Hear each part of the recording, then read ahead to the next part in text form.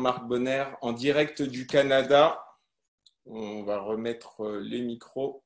Bonjour. Marc, tu me reçois? Oui, je vous reçois bien. Merci pour votre présence au Québec. Donc, le docteur Marc Bonner maintient un cabinet privé limité au traitement des maladies de gencives au Québec, au Canada. Il est diplômé de l'Université de Montréal. Marc est également chargé de cours à l'Institut international de parodontie à Nice. Et en tant que chercheur en biologie, il publie également des articles sur le rôle du parasite dans la maladie parodontale. Marc Bonner propose la microscopie à contraste de phase du microbiote sulculaire comme point clé pour prévenir et guérir la maladie parodontale, qu'il considère comme une maladie parasitaire négligée. Et voilà, nous donnons la parole au docteur Marc Bonner en direct du Canada pour 30 minutes pour savoir finalement comment on peut poser un implant dans un parodonte sain. Merci David. Voilà, merci à tous. Bonjour, ça me fait plaisir de parler avec vous. 30 minutes pour poser des implants dans un parodonte sain. Il va falloir faire vite pour guérir le patient, mais bon, on va y arriver, c'est sûr. Alors, qu'est-ce qu'on remarque en implantologie? Déjà, c'est un peu curieux que les enfants n'aient pas vraiment de problème parodontal. Il y a trop de problèmes de distribution. Alors, je veux faire un retour en arrière et je suis revenu en 1914. C'est loin là, hein? Et puis, ce que j'ai vu au départ en 1914, c'est qu'on parle de biologie élémentaire. Qu'est-ce qu'on trouve dans la biologie élémentaire en 1900 quelques? Premier chapitre, curieusement, on voit le premier chapitre d'une trentaine de pages sur les amibes. Alors, les protozoaires, c'est bien parce que déjà, on s'éveille à la microscopie. Après, ben, on a un chapitre un peu plus loin où on a les bactéries et puis après, on trouve la pénicilline et tout. Alors, voilà, ça évolue progressivement, hein? Alors, qu'est-ce qu'on a dans le premier chapitre? Chapitre élémentaire. Vous voyez tout ce qu'on voit là, ici, là, à la microscopie. Alors, depuis longtemps, le microscope, c'est vraiment l'outil de référence. C'est vraiment un appareil merveilleux. Biologie élémentaire, 1930, on trouve les cellules, microscope électronique et tout. Voilà. Alors, nous, comme dentistes, qu'est-ce qu'on peut faire? Bien, je pense qu'on a l'outil élémentaire en parodontie et en implantologie, le microscope, bien sûr. Alors, vous voyez ce qui est facile de réaliser avec les patients en examen, en traitement et surtout pour soigner les patients et surtout avant de faire les implants, avant de poser vos implants. Alors, si on vient à la parodontite, moi, je remarque la définition principale parce qu'on parle de beaucoup de choses dans la parodontite, mais les mots purs de la parodontite, c'est quoi? C'est une dysbiose des microbes, d'accord? C'est des microbes qui pullulent et puis c'est un processus inflammatoire, d'accord? Alors, la maladie parodontale, c'est deux choses, des microbes et de l'inflammation. Et qu'est-ce qu'on fait avec tout ça en clinique? En général, on n'étudie pas trop les microbes, puis on n'étudie pas trop l'inflammation.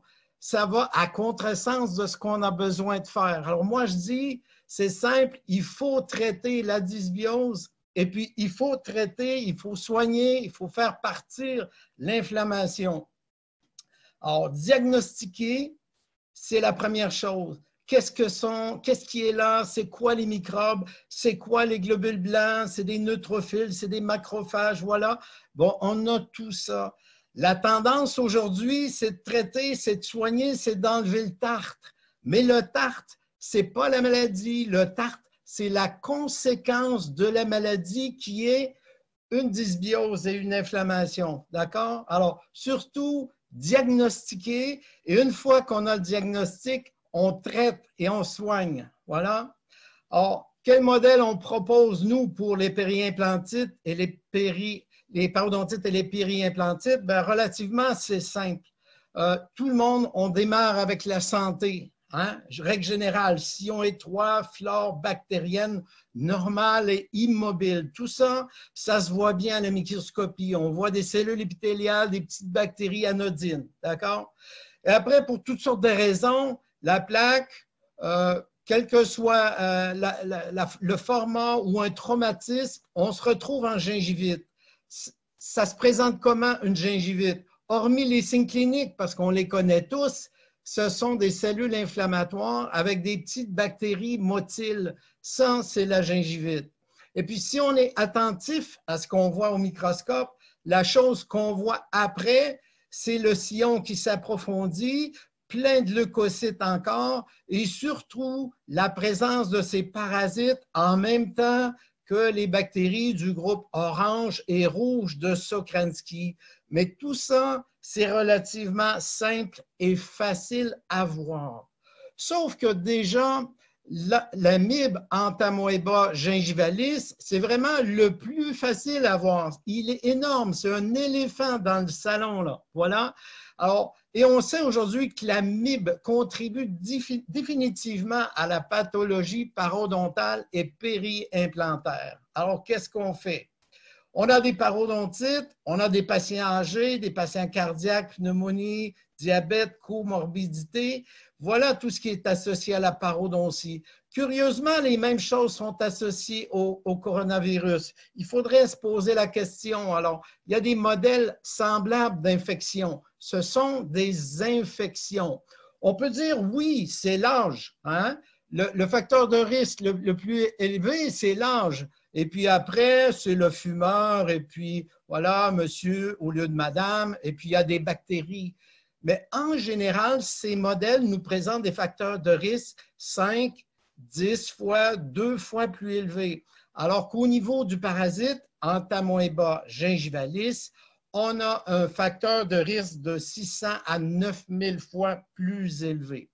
Or, ça ressemble à quoi ces parasites dont je vous parle si souvent quand même? Mais voilà, alors on appelle ça des trophozoïdes, c'est un petit animalcule qui se balade dans le biofilm, dans le sulcus, là où le parodonte est en maladie, là où le parodonte est en problème. Ça, c'est la dysbiose.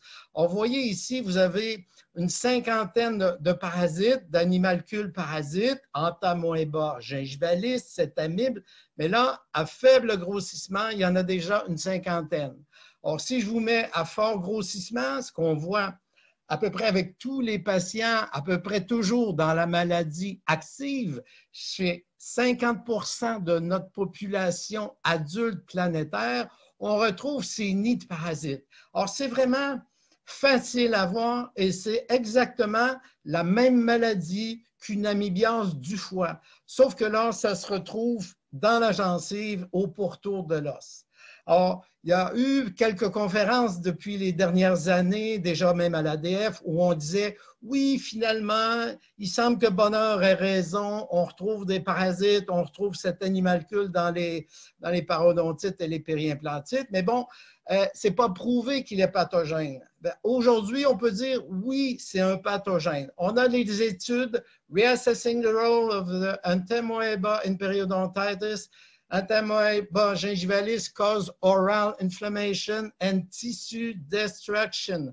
Là, c'est clair, oui, ça amène une destruction des tissus. Alors, je vous fais juste un petit corrélé parce que c'est le temps du coronavirus, mais voyez, les amibes sont porteurs de bactéries, de AA. Les amibes, Entamoeba gingivalis ou semblables, peuvent être porteurs de virus. On voyait déjà ce qu'on trouve chez M. Didier Raoult, que vous connaissez bien. Vous voyez comment l'amibe remplie de virus peut exploser et puis envoyer plein de ces virus un peu partout dans son environnement. On ne peut pas penser qu'un amibe dans les maladies parodontales soit normal, commensal. C'est vraiment une activité pathogène et on ne peut pas laisser ces choses-là. D'accord? Alors, pour les périimplantites, parce qu'on a 30 minutes à peine, alors ma suggestion, c'est de faire une guérison rapide des parodontites si vous devez aller en implantologie, d'accord? Alors, ce qu'il faut, c'est éliminer ces parasites, retrouver une flore saine et puis voilà, être capable d'aller poser nos implants. Alors, c'est sûr que l'idéal, c'est faire un traitement complet. Mais si on est en urgence, moi, je vous dis rapidement, comme il y a des parasites 100% des cas, vous n'avez pas besoin de tout bousiller, le biofilm. Alors, métronidazole, 7 jours à 10 jours, et puis vous faites un brossage avec l'eau oxygénée pendant 1 mois, et vous appliquez la poudre de Torrens 2 fois par jour. Alors, je vous montre un peu comment ça se présente, d'accord? Alors, si on faisait un traitement complet, la première étape d'un traitement complet, c'est d'éliminer les microbes pathogènes. C'est simple, c'est rien de compliqué. Ça ne sert à rien, on ne peut pas changer l'âge. C'est difficile d'arrêter les patients de fumer. Les patients sont stressés. On n'a pas le temps de les envoyer chez le psy ni chez le yogi. Alors, première chose à faire, éliminer les microbes pathogènes. Ça, c'est un vrai traitement. Après, pour les patients, avec notre méthode, qu'est-ce qu'on fait? Bien, on les entraîne pour qu'ils soient désinfectés à long terme, pour toute la vie. D'accord? Ça, c'est un entraînement. Pourquoi je dis un entraînement? Parce que les dentistes n'ont à peu près pas de maladie parodontale. Les hygiénistes n'ont pas de maladie parodontale. Alors, il n'est pas question ni de stress, ni d'âge, ni de fumée. C'est une infection. Et c'est une infection qu'on entretient. Alors, si on fait une désinfection continue, pas moyen de réattraper la maladie parodontale. Et on est heureux. Voilà. Et pour ça, il faut éduquer le patient. Il faut avoir un microscope pour lui expliquer pourquoi il est en maladie parodontale. Mais le plus important dans cette méthode pour soigner et guérir les périimplantites et les parodontites, c'est l'entraînement à la désinfection. Alors, j'y mets 30 minutes, 30 secondes pour vous. Ce qu'il faut, votre patient, il faut l'entraîner au lavabo. Là, on est chez moi. Chez moi, c'est le cabinet parce que j'ai le cabinet dans la maison. Je suis vraiment in-house. Mais bon, ce qu'il faut faire avec les patients à chacune de nos visites, c'est arrêter d'utiliser les modèles pour montrer. Mettez le patient avec sa brosse à dents, son fil dentaire, 15 à 20 minutes au lavabo à chacune des visites. Alors, nous, on a une visite à tous les mois et le patient passe 15 à 20 minutes pour sa soie dentaire, sa méthode de brossage basse modifiée, parfaite pour toute la bouche et appliquer les crèmes et les désinfectants qui lui sont nécessaires au démarrage. Alors, est-ce qu'on peut guérir les parodontites? Rapidement, bien sûr, on peut désinfecter rapidement en 1 mois. Alors, vous pouvez fouiller un peu sur YouTube, vous allez trouver des choses. Mais comme je vous explique, si vous êtes en urgence, vous devez poser vos implants, métronidazole, ça y est. Ensuite, prescrire l'eau oxygénée. Moi, je pourrais le prendre à 3% directement le premier mois. Après, vous pouvez l'utiliser à 1%. Alors, vous le diluez avec de l'eau. Mais le premier mois, en urgence, vous pouvez l'utiliser.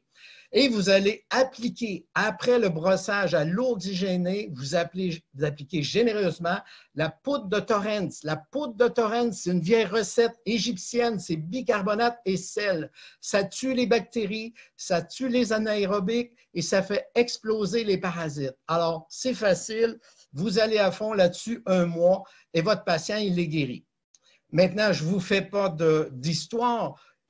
Guérir à long terme, il faut un peu plus. Alors, chez nous, on a une méthode. Alors, la méthode se fait en 15 mois, soit 10 séances. On voit le patient à chacun des mois, 1, 2, 3, 4. Les 4 premiers mois sont voués à la désinfection avec les produits, les désinfectants, tout ce qu'on a besoin. Et le patient fait la pratique de sa désinfection 15 à 20 minutes, tous les rendez-vous. Maintenant, une fois que le patient est désinfecté, nous, on est clair là-dessus, au 5e mois, il n'y a plus d'infection. C'est à ce moment-là qu'il faut enlever le tartre. Pas au départ où vous ne voyez rien, ça saigne et vous envoyez tous les microbes dans le parodonte et dans la circulation sanguine. Non, on fait ça une fois la désinfection faite. Au rythme d'1 par mois parce qu'on a le temps d'avoir l'os qui régénère. Après, il faut un temps de cicatrisation, 3 mois, 4 mois, pour voir l'os qui repousse assez rapidement à l'intérieur d'1 mois. Alors, c'est controverse, oui et non, parce que si je vous donne des exemples déjà de M. Van Dyck, bien connu, qui nous dit « l'inflammation entraîne la perte des fibres ». la perte clinique d'attachement, l'approfondissement de la poche. Qu'est-ce qui fait ça? C'est l'inflammation. Alors, nous, avec le microscope, on peut arrêter l'inflammation. On la voit facilement chez tous les patients. Ensuite, M. Van Dyck nous dit moduler l'inflammation. Modulation, il manque un élément crucial dans notre armamentarium. Bien sûr, voici l'instrument qui nous manque, le microscope. Utilisez le microscope, vous allez voir tout ça. M. Van Dyck nous dit, bien sûr, il y a peut-être une possibilité d'une espèce jusque-là inconnue qu'on a oubliée, quoi. Ça fait 100 ans qu'on l'oublie. Cela échappe aux chercheurs depuis des décennies. Eh bien voilà, si vous regardez au microscope, ne cherchez plus, vous allez voir toutes ces bactéries motiles, ces bactéries pathogènes et ces parasites pathogènes. Or, je vous mets typiquement à quoi ça ressemble. Qu'est-ce que c'est qu'une parodontite? Ici, c'est un stade 2, là. À peine, on est à 5 mm, à peine. Voyez tout ce qu'on retrouve, là, tous les parasites. Voyez une amibe au centre, 1, 2, 3. Et puis tout ça, c'est entouré de globules blancs. Tout ça, c'est des neutrophiles. Alors, il n'est pas question de laisser ça. Le malheur, c'est que si vous faites des surfaçages, vous laissez les globules blancs, vous laissez les mêmes bactéries pathogènes et vous laissez les mêmes parasites après coup. Alors, dites-vous bien, les surfaçages, ça ne fonctionne pas pour guérir les patients. Il faut désinfecter et il faut enlever les microbes, incluant, voyez les spirochètes ici, l'amibe au centre avec ses bras qui vont faire de la phagocytose. Vous voyez, c'est vraiment énorme. Ça, c'est une parodontite de stade 2, c'est pas très avancé.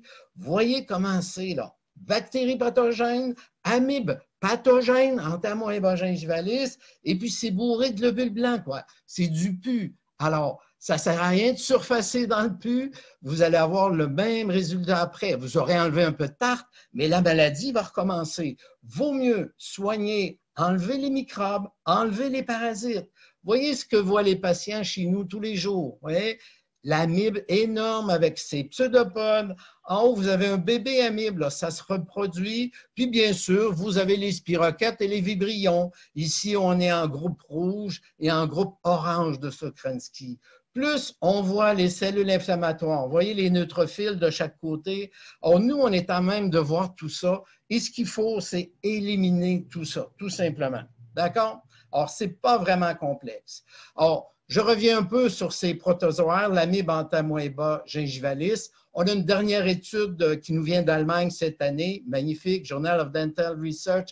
L'amibe cause une inflammation orale et la destruction des tissus. Ça en fait un pathogène, d'accord? Alors, il y a une infection. Quand vous avez des amibes, vous avez des interleukines 1900 fois plus élevées. Vous avez des cytokines inflammatoires. Vous avez des gènes qui brisent les cellules épithéliales. Alors, tout ça, c'est démontré maintenant pour l'amibe.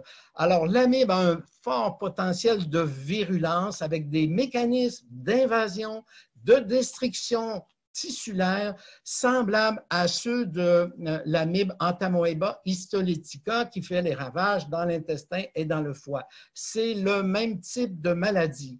Alors déjà, Journal of Dental Research nous dit que ce protozoaire doit être considéré comme un moteur potentiel sous-estimé des maladies destructrices. Alors voilà, on a les petites images de Barrow et Schaeffer en 2020 qui nous montrent l'amibe qui se déplace à l'intérieur des tissus épithéliales et qui vont occasionner la destruction des tissus. Or, nous, on dit, nul ne peut choisir maintenant d'ignorer une portion de la science. D'accord? Alors oui, il y a des bactéries pathogènes, oui, il y a des amibes pathogènes, et on dit il faut que les dentistes praticiens doivent s'assurer que les poches et les tissus parodontaux inflammés, incluant les péri-implantites, parce qu'on a 95% des péri-implantites sont infectés avec le parasite Entamoeba gingivalis et il faut le débarrasser de ce protozoaire. Alors, encore une fois, les facteurs de risque, on ne pense qu'à ça aujourd'hui. Il faut réfléchir. Pourquoi réfléchir? Parce que le stress, les gènes, la fumée, porphyromonase, Oui, c'est un facteur de risque, mais c'est un facteur de risque de 2 à 16 fois. Et on n'a pas trop enlevé le stress, arrêter de fumer, enlever le porphyromonase avec des surfaçages, ça ne fonctionne pas. Vous êtes impuissant. Maintenant, pour être puissant, ce qu'il faut faire, c'est d'enlever la gingivite. Le facteur de risque réel d'une gingivite, c'est créer 150 fois plus de parodontite. Il n'y a pas de parodontite si vous n'avez pas au préalable de gingivite. Or, il faut tout faire avec le patient pour éviter la gingivite, en prévention ou même en traitement. D'accord? Et le deuxième facteur où vous êtes puissant, vous avez 600 à 9800 fois le risque de parodontite si vous avez l'amibe entamoeba gingivalis. Or, pourquoi ne pas l'enlever? Pourquoi ne pas l'éliminer? C'est trop simple. Après, surtout dans les cas agressifs, il exige, et ça, vous avez beaucoup d'études qui sont faites en France maintenant, à l'Université de Nancy, dans vos régions, on a démontré que 30% des cas, vous avez aussi des trichomonas. Trichomonas, en 2015, ça a été déclaré un pathogène par nos amis du Brésil. D'accord? Alors, Trichomonas tenax, écrivez ça sur Internet, vous allez voir, c'est un pathogène dans les maladies parodontales et les périimplantites. Alors, vous voyez, quand les patients regardent ça sur gros écran, ils sont étonnés parce que jamais on leur a parlé, mais quand vous voyez ça, moi je dis, notre sens commun nous dit, c'est impossible de garder ça, ça fait aucun sens. Et en plus, c'est facile à gérer, surtout avec la petite technique que je vous ai donnée, métronidazole, eau oxygénée et poudre de Torrens. Alors, c'est quoi le traitement? Bien, le traitement, on a besoin d'un microscope. Alors, vous avez les références ici si vous voulez vous procurer le microscope. Je vous mets quelques images de confrères à vous sur Paris, une bonne copine qui fait la technique. Vous voyez, avant, après, avant, il y a du saignement en rouge, après, aucun saignement. La gencive va mieux, les poches se referment, d'accord? Avant, après. Alors, regardez les résultats d'une bonne copine à vous, Marion. Alors, avant, ça, c'est les poches qui débordent le chiffre 3 mm. Vous voyez, on a 200 mm de poche avant et après, on joue 2, 0, 0, 0. On a 99,7% de fermeture des poches. Voilà, c'est ce qu'il faut. Fermer les poches au complet. Quoi d'autre? Aucun point saignement. Si vous regardez post-surfaçage, vous avez 50% de saignement après coup. C'est comme, c'est à demi guéri. Notre technique, méthode Bonheur, méthode antiparasitaire, on a à peu près 100%. Aucun saignement après traitement. Voilà, alors c'est simple. Or, beaucoup de gens me disent, oui, mais il n'y a pas que les amibes et tout. Alors, je vous mets un tableau ici, vite fait. Vous avez les bonnes bactéries, groupe vert, groupe orange, groupe rouge, les parasites. Tout ça, ça va aller vers la destruction osseuse, incluant porphyromonase et AA si vous voulez. Mais bon, si on comprend bien notre biofilm, c'est facile de guérir les patients. On a la santé, la gingivite et la parodontite. Bien, le retour, c'est enlever l'inflammation, enlever la dysbiose. Alors, pour guérir les patients et pour poser vos implants, il faut revenir au groupe vert de Sokransky en un mois et après, vous pouvez poursuivre avec votre patient pour qu'il soit parfait. Alors, je vous passe très vite parce qu'il ne nous reste que 5 minutes. Je vous mets un patient qui n'en peut plus, ça fait 20 ans qu'il est en traitement, il a eu ses implants, on est en périimplantite ici et les gens se posent des questions, il y a des poches qui se demandent, mais comment ça se fait, docteur, que ça ne guérit pas? Comment ça se fait que je perds mes implants? C'est tout simple. Voyez le biofilm d'une périimplantite. Voyez les bactéries pathogènes, les spirochètes, les vibrions, les bacilles. C'est les trois qu'on voit qui font problème. Et après, vous avez l'amibe, cet animalcule incroyable qui se balade autour des implants et qui va briser les tissus et les globules blancs qui vont relarguer plein de collagénase, qui vont aussi faire fondre l'os. Voilà, ça n'a pas de sens. Alors, il faut soigner le microbiote périimplantaire. On vous met rapidement une dame, pauvre dame, elle se pose des questions, elle me dit, qu'est-ce qui m'arrive? Ça, c'est il y a 20 ans ou à peu près. Elle me dit, voyez, j'avais un beau sourire, mes dents s'allongent devant. Elle a attrapé une bonne infection, même Pire, sur les dents de devant, là, des poches de vitre sur les dents de devant. Là, bon, il faut faire attention. Vous voyez la situation. Là, il y a trop d'os perdus au niveau horizontal. Alors, les résultats, bien sûr, voilà, ce n'est pas très joli parce que là, il manque vraiment d'os au niveau horizontal. À ce moment-là, je fais les implants juste pour vous montrer un peu à quoi ça ressemble au niveau de la guérison. Elle a un petit bridge à l'époque, il y a 17 ans, avec la porcelaine rose. Mais bon, qu'est-ce qu'on remarque? Après, vous voyez, ça, c'est un biofilm sain, c'est un biofilm normal. Santé parodontale, santé périimplantaire. Alors, 17 ans plus tard, on a quoi? On a un bel os autour des implants et puis on n'a pas de poche, on n'a pas de saignement. Ici, on a une poche de 4, mais grosso modo, on a une fermeture de 99% de ces poches, même après 17 ans. Alors, qu'est-ce qu'il faut faire pour vous, je pense? Un, diagnostiquer. Pour diagnostiquer, il faut un microscope. C'est vraiment le moyen, en plus des PCR, mais le microscope nous permet de voir et les microbes et les cellules inflammatoires. Vous désinfectez, vous traitez et ça se fait tout seul. Alors, j'ai écrit un petit bouquin là-dessus en anglais, To Kiss or Not to Kiss, ou Tant de bouches à guérir. Vous avez ça sur Internet partout. Vous avez nos formations, bien sûr. Je veux quand même pas vous laisser sur votre soif. Il y a des formations qui sont possibles en France. Ça me fait plaisir de vous rencontrer ou de le faire sur webinaire. Mais déjà, il faut vous former à guérir les parodontites et les périimplantites.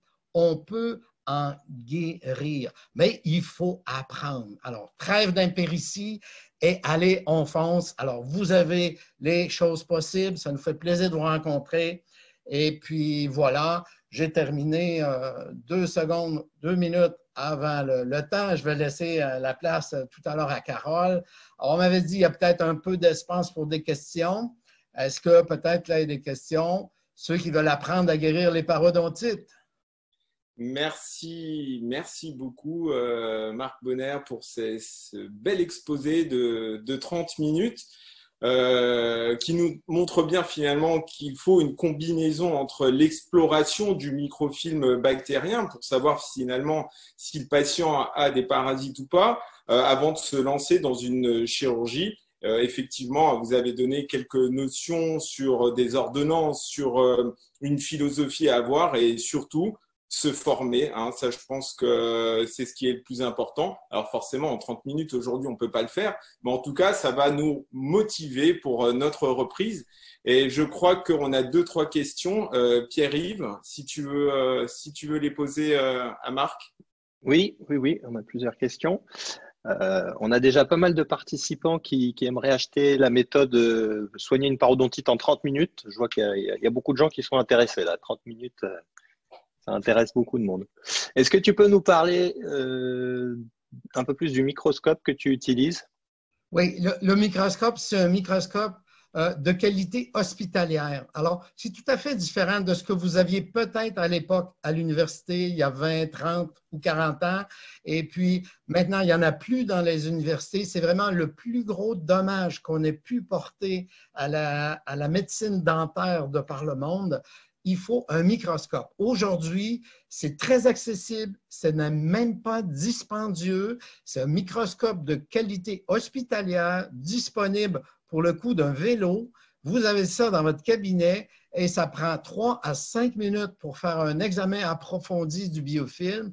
Vous pouvez répéter la chose à tous les rendez-vous du patient pour être certain que le patient est bien guéri sur le long terme. Et c'est un microscope faible grossissement, fort grossissement. Alors, on fait 100 fois et 1000 fois sur fond noir. Après, je pense que c'est bien de vous former là-dessus parce que même utiliser le microscope, c'est un peu comme l'implantologie, on ne fait pas en 2 minutes. Mais bon, c'est un microscope moderne, Wi-Fi, qui communique avec tout, votre iPad, votre iPhone. Alors, aujourd'hui, c'est facile, simple et clair. On a des images, je pense, très, très, très correctes.